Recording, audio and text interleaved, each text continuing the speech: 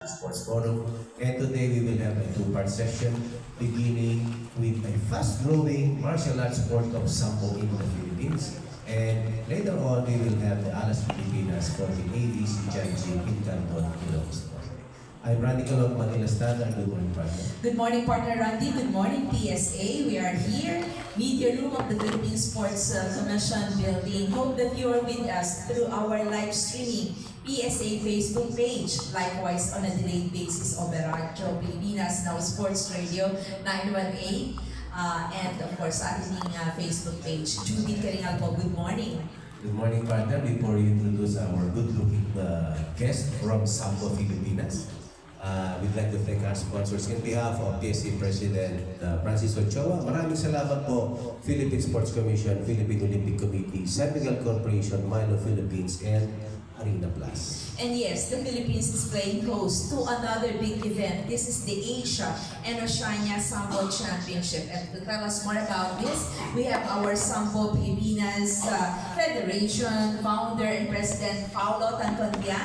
Good morning. And our Sambo, Pilipinas Sambo head coach, Ace Larida. Welcome to our PSA session. Yes, good morning. How big is this Asia Oceania Sambo Championships? Yes, sir. Una sa lahat, maing buntag, good morning. Pasensya na ha, medyo na-late kami because andito yung aming TD and doon nakipag-meeting pa doon sa mga venue and very short lang ang kanyang visit dito to finalize. So ito na, very, very excited kasi talaga matutuloy niya. Nakikita na natin yung mga layout, yung design, yung kanilang and exactly less than 1 month, no? Maglalaro na tayo and ang dami nang nag-register sa ngayon. We are expecting 500 but more than 500 yata ang narating kasi sa ngayon pa lang nasa 400 na ang nag-register sa atin.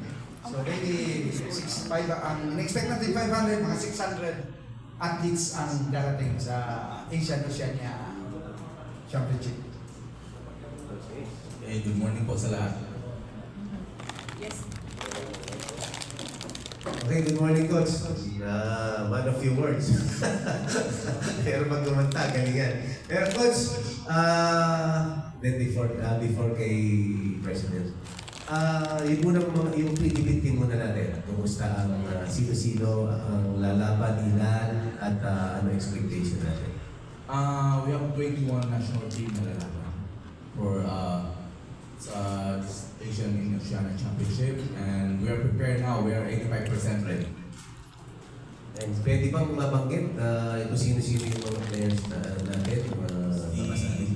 Sa minus 58, si Jason Palmes, si Jerry Pamor, minus 58 also, and si Gavin Langbayan, Combat Sambo, minus 66, and Vicente Navarez also at minus 66 is Sport Sambo, and minus 71 is si Saria,